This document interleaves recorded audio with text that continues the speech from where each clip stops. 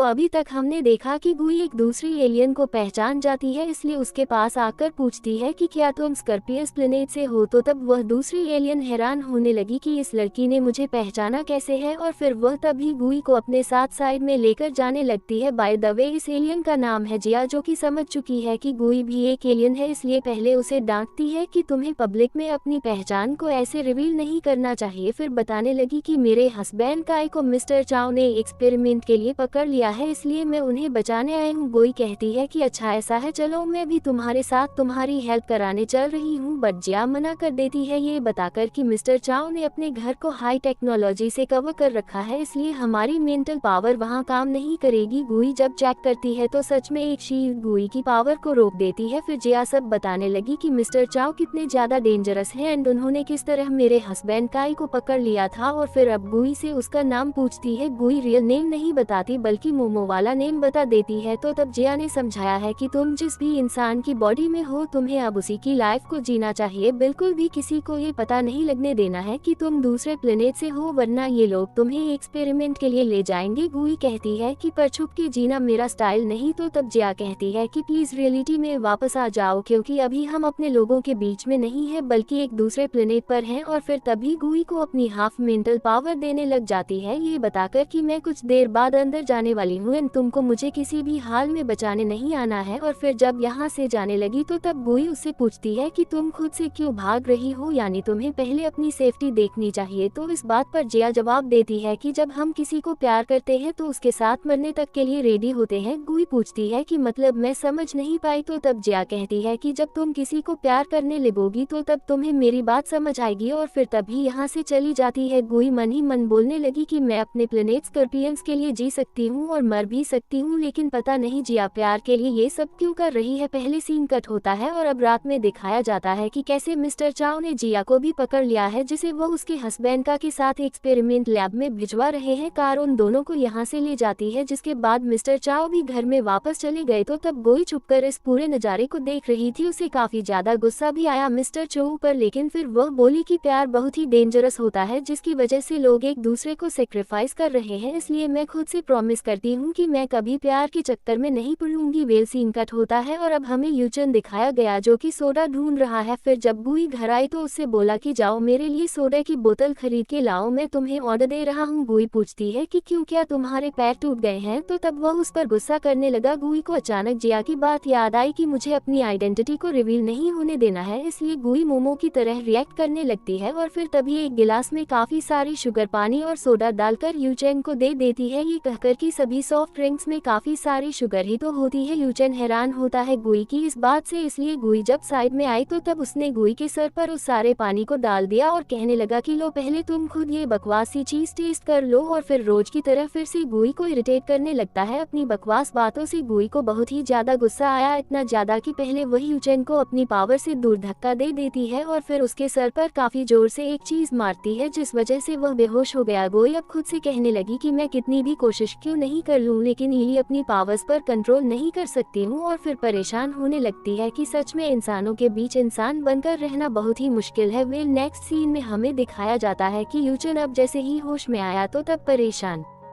होने लगा कि भला मैं अपने रूम में कैसे आया हूँ एंड मेरे हाथ पर ऐसी चोटें कैसे आ गई, और जब यहाँ से उठकर जाने लगा तो उससे ठीक से चला भी नहीं जा रहा था। यूचेन अब अपने दोस्त से मिलता है और उसको पूरी बात बताता है कि कैसे कैसे मैं आज वापस से अपने रूम में उठा जबकि मैं खुद से रूम में नहीं आया था। फिर कहता है कि पक्का मेरी सिस्टर कुछ तो कर रही है, यानी मैं जब जब बेहोश होता हूँ तो वही मेरे सामने होती है। दोस्त कहता है कि तो तुम ये कहना चाह रहे हो कि तुम्हारी बहन तुम्हें मार के बेहोश करके रूम तक छोड़कर जाती है। ऐसा होना इम्पॉसिबल है क्योंकि वह तो हवा जैसी हल्की है, एक फूंक मारने से उड़ जाएगी। तो तब यूचेन चुप हो गया। वेल अब हमें मॉर्निंग का सीन दिखाया गया जहां आज गुई फाइनली स्कूल जा रही है, लेकिन पहले बैठकर अपनी डायरी रिकॉर्ड करने लगी कि मुझे आज मोमो की बॉडी में आए हुए 70 डेज हो चुके हैं और मैं आज स्कूल इसलिए जा रही हूँ ताकि मोमो की तरह उसकी जिंदगी को जी सकूं, क्योंकि मुझे जिया ने समझाया है कि अगर मैंने ऐसा नहीं करा तो लोग मुझे पहचान कर अपने साथ एक्सपेरिमेंट के लिए लेकर चले जाएंगे। साथ ही अब मुझे मिस्टर चाओ घटनाओं की असलियत का भी पता लगाना है। वेल अब गुई स्कूल के बाहर आया एंड स्कूल को काफ़ी ध्यान से देखने लगी, यह कहकर कि मेरे लिए इंसानों को हैंडल करना बहुत ही मुश्किल होगा, पर मैं सब कुछ ठीक से करने की कोशिश करूंगी। वेल पहले हमें हेलान की क्लास दिखाई जाती है जहां एक बार फिर एग्जाम हो रहा है, जहां हेलान खुश था क्वेश्चन पेपर को देखकर क्योंकि यही सेम क्वेश्चंस उसने ऑनलाइन भी देखे थे। फिर अब गुई की क्लास दिखाई जाती है जहां भी सभी स्टूडेंट्स का टेस्ट लिया जा रहा था। गुई पेपर पर कुछ लिख ही नहीं रही होती है, इसलिए टीचर पूछने लगी कि क्या हुआ, तुम कुछ लिख क्यों नहीं रही, क्या तुम्हारी तबीयत ठीक नहीं है। तो तब गुई सर हिला देती है कि हाँ मेरी तबीयत ठीक नहीं की। तभी सीन कट हुआ और दिखाया गया कि गुई गुस्सा कर रही है कि मैंने तो बस इतना कहा था कि मेरी तबीयत ठीक नहीं है, लेकिन टीचर ने मेरा ब्लड टेस्ट करवा दिया। तो तब जिनजिंग हंसने लगती है और कहती है कि झूठ बोलने पर हमेशा बुरा ही होता है, इसलिए हमें कभी झूठ नहीं बोलना चाहिए। तो ये सुन गुई मन ही मन बोली कि लेकिन मैंने तो शुरू से झूठ बोल रखा है कि मैं मोमो हूँ। जिसके बाद अब टेस्ट का रिजल्ट दिखाया गया जहाँ एक बार फिर हेलान ने टॉप करा था, इसलिए एमी हेलान के लिए काफी ज्यादा खुश होने लगती है कि तुम तो सच में बहुत ही ज्यादा ग्रेट हो। तो ये सुन वो खुश होने लगा। पर अब हम गुई की क्लास का सीन देखते हैं जहाँ मैथ टीचर उन स्टूडेंट्स को डांट रहे हैं जो सब मैथ में फेल हो गए थे, इसलिए काफी कुछ बोल रहे थे। एक स्टूडेंट कहता है कि पर सर मैंने तो प्रैक्टिस करी थी। तो तब वो उसको और ज्यादा डांटने लगे कि झूठ मत बोलो, और जब स्टिक से उसके हाथ पर मारने ही वाले थे कि तभी गुई टीचर की स्टिक को पकड़ लेती है एंड बताने लगी कि अगर एक स्टूडेंट फेल होता है तो उसमें सिर्फ उसकी हार नहीं होती बल्कि टीचर की भी हार होती है, और वैसे भी मुझे लगता है कि आपको सही से पढ़ाना नहीं आता। टीचर गुस्सा करने लगे कि आखिर कहना क्या चाह रही हो जबकि तुम खुद क्लास की सबसे लो और डफर स्टूडेंट हो। तो तब गुई उन्हें साइड करती है एंड बोर्ड पर आकर टीचर के फॉर्मूला को ठीक करके लिखने लगती है कि किस तरह इसे इजी करके लिखा जा सकता है। और फिर जब उसने अपने फॉर्मूला के साथ सेम टेस्ट क्वेश्चन को सभी से पूछा तो इस बार सब लोग करेक्ट आंसर दे देते हैं। टीचर हैरान होने लगे कि यह तो क्लास की सबसे डफर स्टूडेंट थी, मुझे टक्कर कैसे दे रही है, क्या मेरा स्टैंडर्ड इतना ज्यादा लो जा चुका है। ऊपर से गुई यह और कह देती है कि टीचर आपको पढ़ाना नहीं आता, इसलिए आपको खुद चीजों को समझने और पढ़ने की जरूरत है। तो तब सभी लोग इस बात पर क्लैपिंग करने लगे, यानी खुश थे कि इसने कैसे मैथ टीचर को सबक सिखा दिया। टीचर को बहुत ही ज्यादा गुस्सा आया, इसलिए वह चिल्लाकर बोले कि अभी अपने पेरेंट्स को बुलाओ क्योंकि तुम्हें सब आता था लेकिन तुमने टेस्ट के टाइम बीमार होने की एक्टिंग करी थी। गुई मन ही मन कहती है कि ठीक है मैं बुला लूंगी। तो वही लीफे खुश होने लगती है कि अच्छा हुआ मोमो की डांट पड़ी। वेल अब नेक्स्ट सीन में दिखाया जाता है कि मोमो की मॉम मोमो की मेडिकल रिपोर्ट लेकर आई है एंड टीचर को डांट रही है कि आप कैसे मेरी बेटी पर फेक सिक होने का इल्जाम लगा सकते हो, लोग खुद देख लो उसकी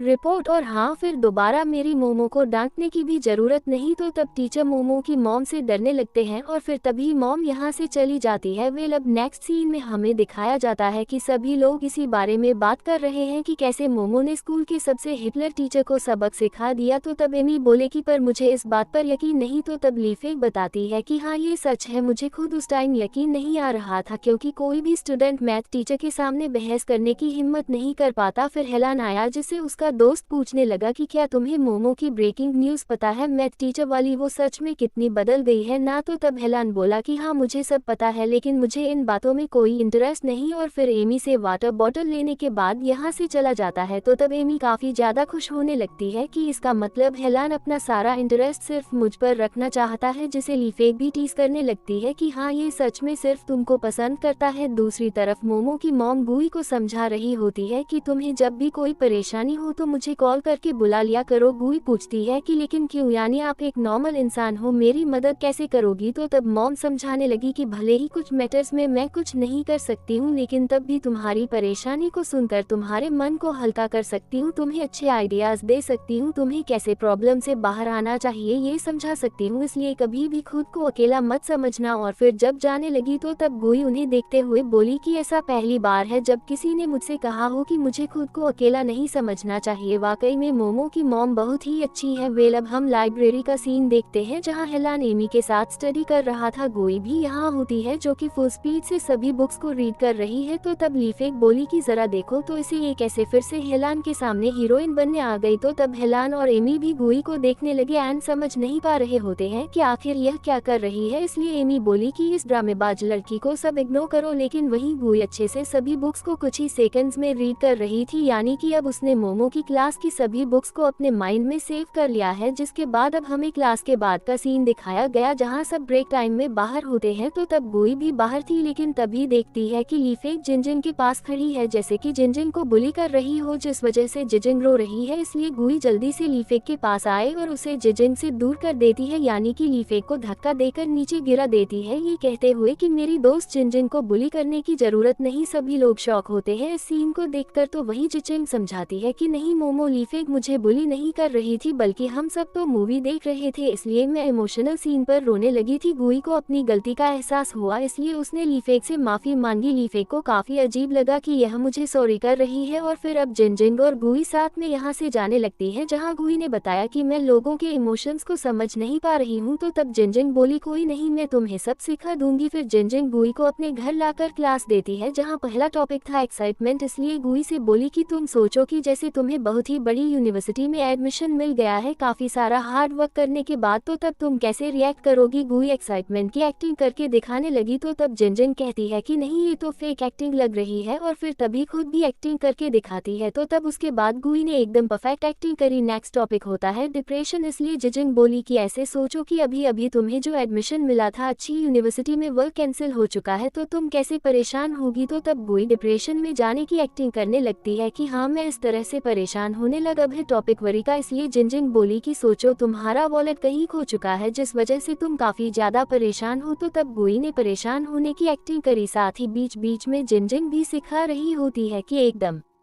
रियल रिएक्ट कैसे करा जाता है। अब वो उसे ब्रेकअप का बताती है कि जब लोगों का ब्रेकअप हो जाता है यानी दिल टूट जाता है, तो वह कैसे रिएक्ट करते हैं। गुई ड्रंक होने की एक्टिंग करने लगी कि ऐसी सिचुएशन में शायद मुझे बहुत सारी पी लेनी चाहिए, और फिर तभी नीचे बेहोश होकर गिर जाती है। तो तब जिन बोलती है कि नहीं, जब हमसे हमारा प्यार छीन जाता है या हमारी लाइफ में कुछ बहुत ही बुरा हो जाता है तो हमें रोना चाहिए, और फिर नीचे बैठकर रोने लगी। गुई भी सेम करती है, यानी नीचे बैठकर रोने की एक्टिंग करने लग जाती है, और जब बाद में इन सभी चीजों पर जोर जोर से हंसने लगी तो तब जिनजिंग कहती है कि कांग्रेचुलेशंस, अब तुम्हारे अंदर भी सभी इमोशंस आ चुके हैं, तभी तुम फनी चीज पर हंस पा रही हो। दोनों एक दूसरे के साथ खेलने लगी, बैलून्स फेंक फेंक कर, फिर लेटकर मन की बातें करती है, जहाँ जिनजिंग भी गुई को यही सब चीजें बताती है कि मैं स्टडी के बाद यानी जब मेरी जॉब लग जाएगी, मैं अच्छे से सेटल हो जाऊंगी, तो मैं अपने प्यार को ढूंढूंगी और फिर उससे शादी कर लूंगी। तो तब गुई को समझ नहीं आया कि अर्थ पर लोग प्यार के पीछे पागल क्यों रहते हैं। वेल नेक्स्ट सीन में दिखाया जाता है कि यूचैंग गुई के आने का इंतजार कर रहा है ताकि अपना न्यू लैपटॉप गुई को दिखाकर उसे टीज कर सके, शो ऑफ कर सके। और जब गुई आई तो वह सच में गुई को देखकर टीज करना शुरू कर देता है कि अरे वाह देखो कितना अच्छा लैपटॉप है, एकदम एडवांस टेक्नोलॉजी के साथ, तुमने तो ऐसा लैपटॉप देखा भी नहीं होगा, लेकिन अब भी इसे बस दूर से देख लो क्योंकि छूने तो मैं इसे तुम्हें दूंगा नहीं। कि तभी गुई यूचैन से वह लैपटॉप छीन लेती है एंड यूचैन के मांगने पर उसके हाथ को काफी बुरी तरह मोड़ देती है। फिर बोली कि अब से यह मेरा है या पहले मुझे इसे यूज करने दो, और फिर तभी यह घर के अंदर चली गई। तो तब यूचैंग खुद पर बहुत ही ज्यादा गुस्सा करने लगा कि मुझे क्या जरूरत थी अपने लैपटॉप की शॉप करने की, अब ले गई ना मुझसे वह उसे छीनकर। तो वही कोई हाई टेक्नोलॉजी लैपटॉप के साथ एक बार फिर रेडी है अपने प्लेनेट से कांटेक्ट करने के लिए। तो अब ये तो हमें नेक्स्ट पार्ट में ही पता चलेगा कि गुई अपने प्लेनेट से कांटेक्ट कर पाती है या नहीं। और बस फिर इसी सीन के साथ यह पार्ट यहीं पर एंड हो जाता है।